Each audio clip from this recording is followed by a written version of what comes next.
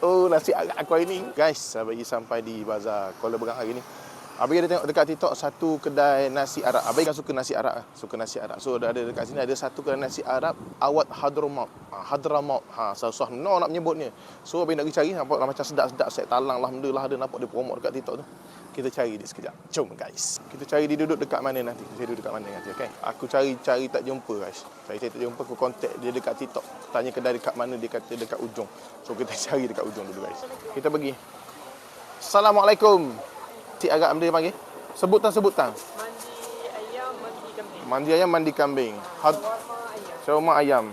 Hadramaut Awad Hadramaut. Ini mana ni set ayam. Set ayam. Okey. Set kambing juga.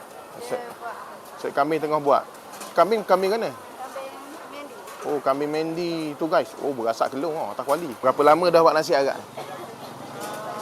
Berapa lama dah buat nasi arak? 19 tahun. Ha? 19 tahun. 19 tahun. Tokey asal orang mana?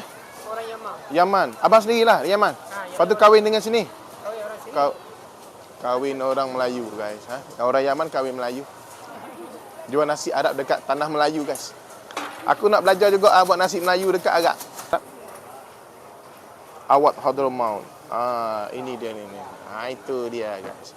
Dia ada kedai. Kedai kat mana? Bukit Aceh. Bukit Aceh kedai. Lepas tu Roti payang juga. roti payang. Lepas tu nasi Arab ni bulan puasa je lah. Bulan puasa je lah. Bukan ada kedai.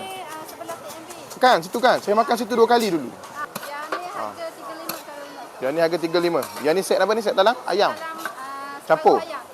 Separuh ayam 35. Separuh ayam 35. Bajet salah Gitu. Oh, mak kau bodoh. Abang ni nak balah kita. Dia tak tahu kita kerja. Kalau set talang mix macam ni, harga 60. Set ayam mix harga 60. 60. RM60. Saya nak bagi rasa. Nak bagi rasa. 6 orang makan. Untuk 6 orang makan. Abayi makan seorang je. Abayi makan seorang je.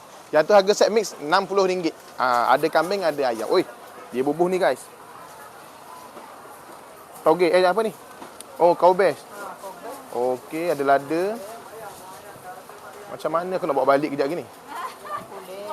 Boleh. Bawa. Oh, alhamdulillah. Shawarma pun ada guys.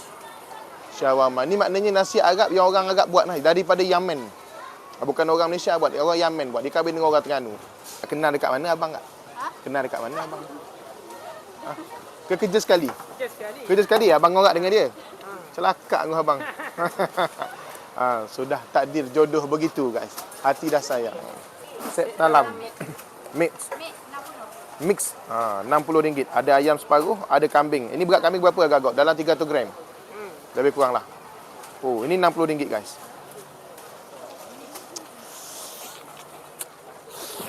Oh, nasi arak aku hari ni. Oh, makan sekali dengan nasi, Garlic tu gaul sekali dengan nasi. Kalau kita ni macam som dia, Mayonis. Tapi dia buat sendiri guys. Okey, settle guys, nasi Arab. So kita selesai. Lepas ni kita datang tengok macam mana. Tunggu video bagi makan nasi Arab, okey? Bismillah.